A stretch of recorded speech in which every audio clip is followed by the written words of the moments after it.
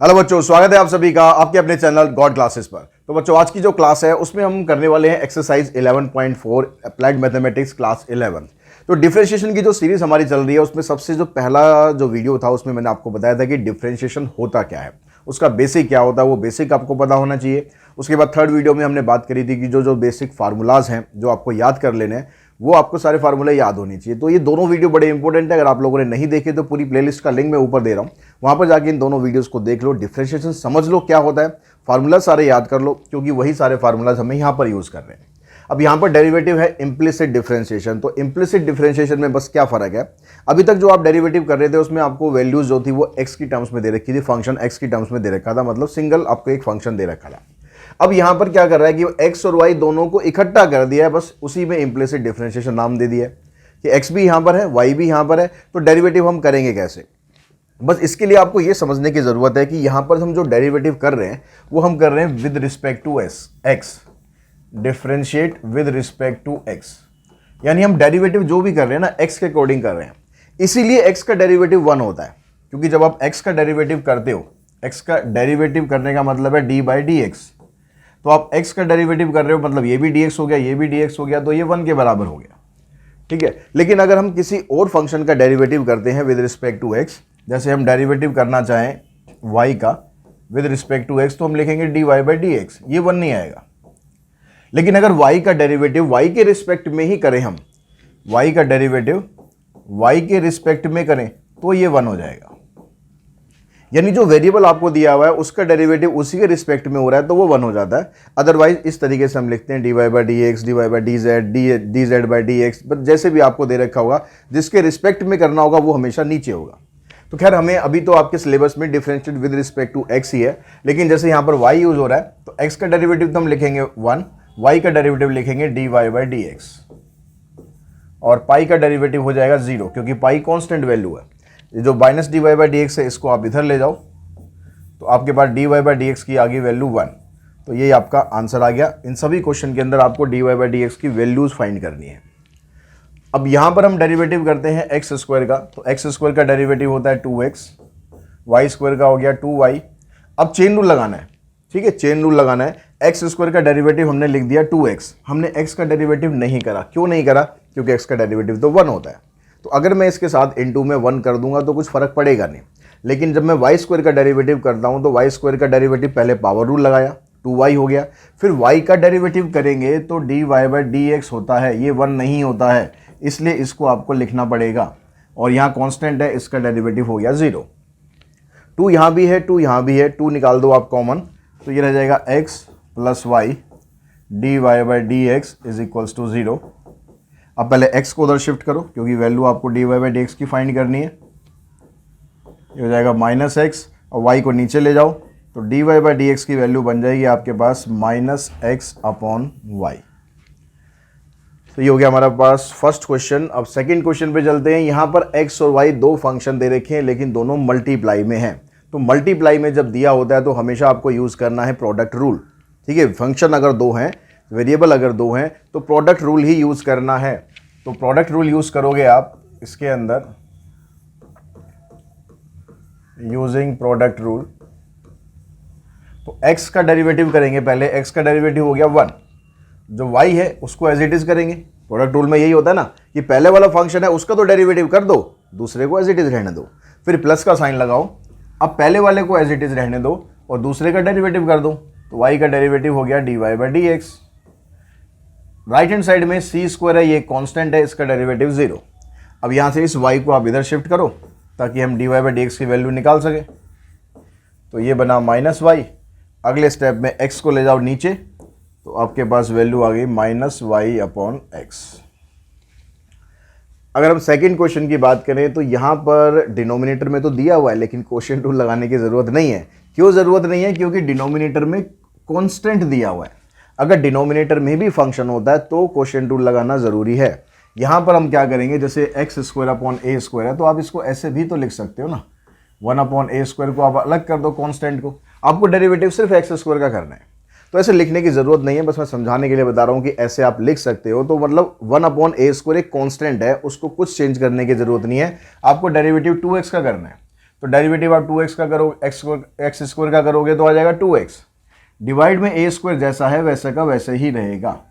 ऐसे यहाँ पर y स्क्वायर का करेंगे 2y, फिर y का करेंगे dy/dx, और डिनोमिनेटर में b स्क्वायर है, ये ऐसा कैसे ही रहेगा। इस साइड आ गया 0। अब यहाँ से 2 इधर भी है, 2 इधर भी है, 2 कॉमन निकाल दो, तो आपके पास बना x/a square plus y into dy/dx upon b square.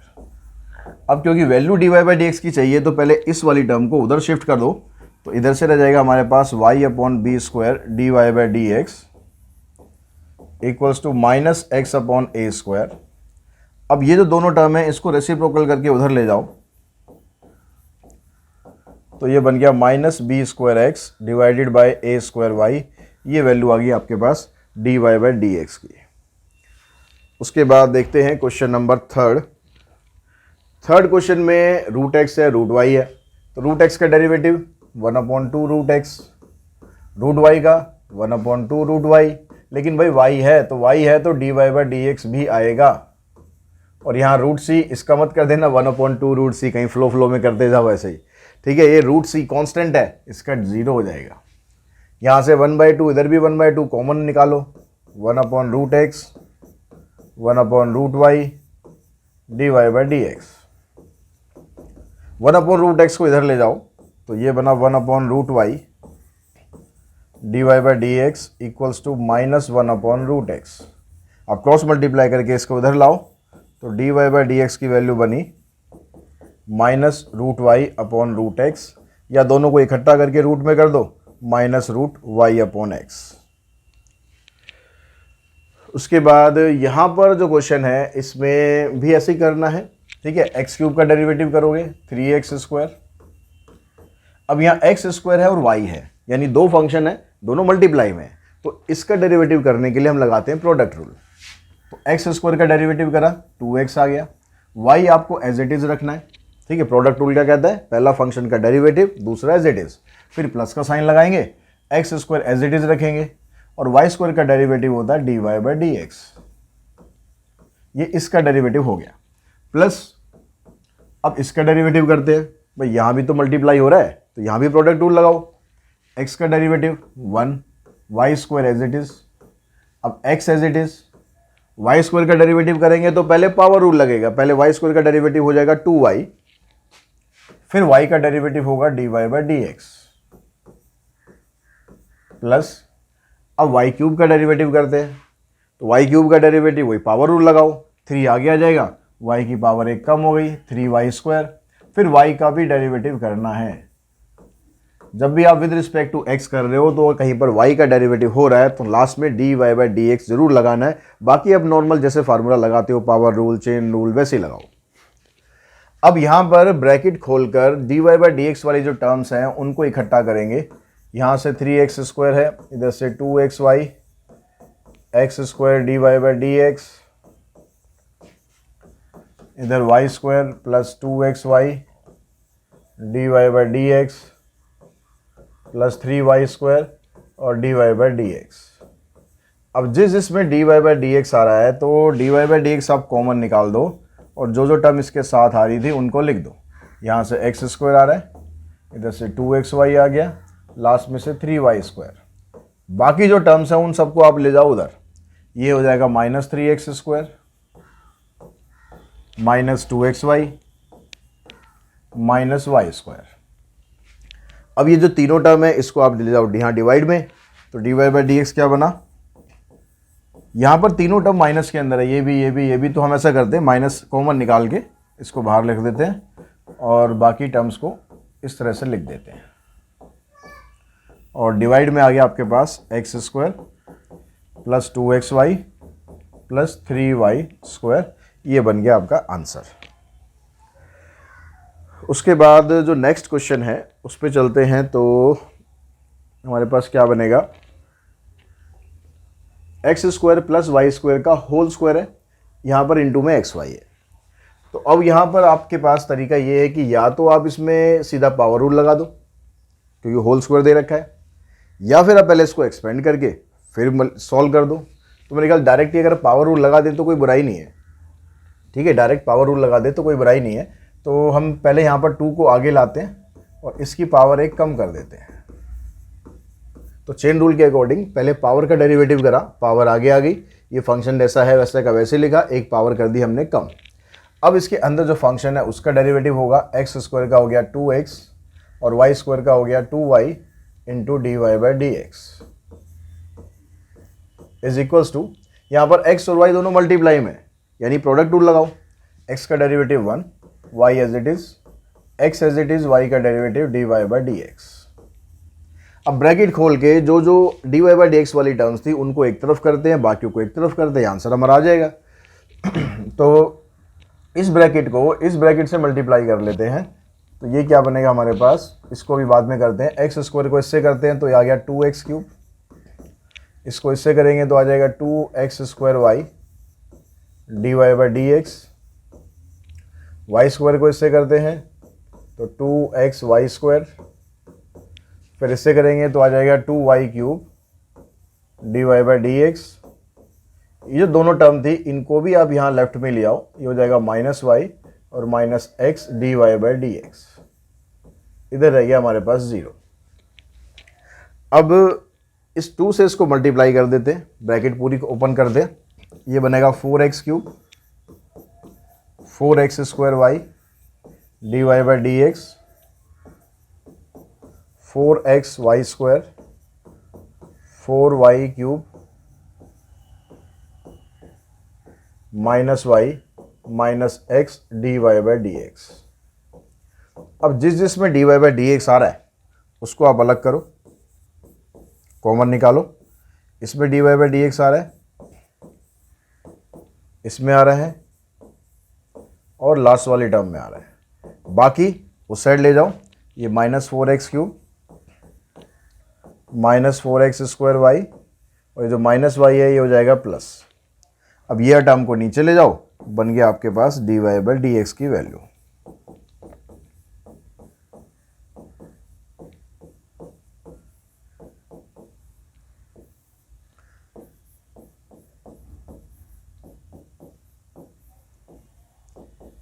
ये हमारे पास आंसर आ जाएगा इसका, ठीक है। y minus 4x cube -4x square y 4x square y plus 4y cube -x। अब उसके बाद चलते हैं इसके सेकंड पार्ट पर। सेकंड पार्ट में आप देख रहे हो कि जो आपको यहाँ पर फंक्शन दे रखा है, जो आपको यहाँ फंक्शन दे रखा है उसमें डिनोमिनेटर में x square plus y square है।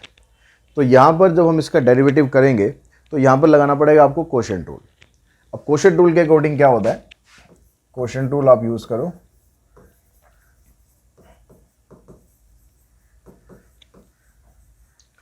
तो ऊपर जो डिनोमिनेटर है, न्यूमरेटर है, उसका डेरिवेटिव करेंगे तो एक्स स्क्वायर का डेरिवेटिव हो जाएगा 2x, ठीक है, और वाई स्क्वायर का करेंगे तो 2y इंटू में d y by d x.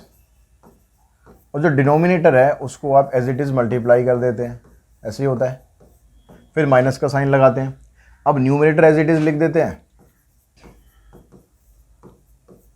और डिनोमिनेटर का डेरिवेटिव करेंगे तो एक्स स्क्वायर का हो गया 2x, वाई स्क्वायर का आ गया 2y d y by d x, divided by जो डिनोमिनेटर होता है उसका होल स्क्वायर हो जाता है। ऐसे ही क्वोशिएंट रूल होता है। तो क्वोशिएंट रूल आपने लगा दिया। अब राइट हैंड साइड में c और दे रखा है, उस c का डेरिवेटिव करेंगे तो आ जाएगा 0। तो ये वाली जो टर्म क्रॉस मल्टीप्लाई करके 0 के साथ बिठा दो तो 0 के साथ मल्टीप्लाई होगी, ये भी खत्म हो जाएगी, काम थोड़ा हल्का हो जाएगा। अब बाकी जो टर्म्स आपको दे रखी हैं इसमें अगर हम इसको इससे मल्टीप्लाई करें तो 2x को इससे मल्टीप्लाई करोगे आ जाएगा 2x क्यूब, फिर 2x को इससे करेंगे तो आ जाएगा 2x वाई स्क्वायर, फिर माइनस इससे करते हैं तो -2x square y d y by d x, फिर इसको करते हैं तो आ गया -2y cube d y by d x, minus sign. अब ऐसे ही इन दोनों ब्रैकेट को ओपन कर दो तो यहाँ पर करेंगे आएगा आपके पास 2x cube 2x square y d y by d x -2x y square और फिर -2y cube d y by d x equal to में आ जाएगा 0। डिनोमिनेटर में तो कुछ बचेगा ही नहीं, ये उधर चला गया, 0 हो गया। अब जब ब्रैकेट हम खोलेंगे, यहाँ ब्रैकेट के बाहर माइनस साइन है तो इन सब के साइन चेंज करते जाएंगे। तो ब्रैकेट खोलने से पहले हम इसको सिंप्लीफाई भी कर लेते हैं। जैसे ये 2x³ प्लस का है, ये ब्रैकेट खुलने के बाद माइनस का बनेगा, कैंसिल हो जाएगा। और देखो क्या कैंसिल हो सकता है, -2y³ यहाँ माइनस का है, ये ब्रैकेट खुलेगी तो प्लस हो जाएगा, ये भी हो जाएगा कैंसिल। अब बाकी कैंसिल नहीं होंगे तो इसको आप लिख दो ऐसे 2xy² माइनस 2x² dy/dx। अब इसके ब्रैकेट खोलेंगे तो माइनस प्लस माइनस हो जाएगा 2x² dy/dx, और ये minus minus plus 2xy² equals to 0। तो 2xy² मतलब 4xy² बन गया। ऐसे यहाँ से ये माइनस 4x² आ गया dy/dx। कॉमन निकाल दो, 4 कॉमन निकलता है, x कॉमन निकलता है, y कॉमन निकलता है, तो यहाँ रह जाएगा y, यहाँ रह जाएगा x। इसको उधर ले जाओ तो ये हो जाएगा प्लस में, और dy/dx की वैल्यू निकालनी है तो इस x को इसके नीचे लाओ, तो dy/dx की वैल्यू बनेगी आपकी y/x। ठीक है, इस तरह से इसका डेरिवेटिव कर दो। उसके बाद रह गया क्वेश्चन नंबर 5th क्वेश्चन में कहता है इसका डेरिवेटिव करो एट 1 1 पर वैल्यू बताओ। मतलब एट 1 1 x की वैल्यू 1, y की वैल्यू 1, लेकिन बाद में डालना, पहले मत डाल देना, नहीं तो सारा कांस्टेंट ही हो जाएगा, खत्म ही हो जाएगा मामला। तो इसका डेरिवेटिव करते हैं तो पावर आगे आएगी, x की पावर 1 कम हो जाएगी तो -1/3, y इसको लाएंगे पावर आगे आएगी, y की पावर 1 कम हो जाएगी। अब लेकिन क्योंकि y है तो dy/dx लिखना ज़रूरी है। इधर आ गया आपके पास 2, डेरिवेटिव हो गया 0, 2/3 यहाँ भी है, 2/3 यहाँ भी है, कॉमन हो गया, ख़त्म करो। x की पावर -1/3, y की पावर -1/3 dy/dx इक्वल्स टू 0। इसको उधर लेके जाओ तो y की पावर -1/3 dy/dx, ये हो जाएगा -x की पावर -1/3। इसको यहाँ नीचे ले जाओ, x की पावर -1/3 है, यहाँ नीचे आएगा y की पावर -1/3, दोनों की पावर माइनस में है तो रेसिप्रोकल करेंगे तो दोनों की पावर प्लस हो जाएगी, y को ऊपर ले जाओ। ठीक है, पावर ही प्लस होगी, बस ये जो माइनस साइन है ये ऐसा का ऐसे ही रहेगा। अब ये कह रहा है कि भाई x की जगह y की जगह दोनों की जगह 1 पुट कर दो, तो एट 1 1, तो यहाँ पर dy/dx क्या आएगा, जब आप यहाँ 1 की पावर 1/3 लिखोगे तो 1 ही रहेगा, नीचे भी 1 की पावर 1/3 1 आएगा, तो आंसर हो जाएगा -1। तो इसी क्वेश्चन के साथ ही जो एक्सरसाइज होगी हमारी 11.4 वो फिनिश कर देते हैं। और इसके क्वेश्चन आई थिंक आप लोगों को समझ में आए होंगे। अगर कोई प्रॉब्लम है तो कमेंट बॉक्स में कमेंट कर सकते हैं, कोशिश करूँगा कि आपकी हर एक प्रॉब्लम का सॉल्यूशन आपको मिल सके। तो आज की वीडियो में इतना ही, जल्दी मिलते हैं नेक्स्ट वीडियो में एक्सरसाइज 11.5 के साथ। Thanks to all of you.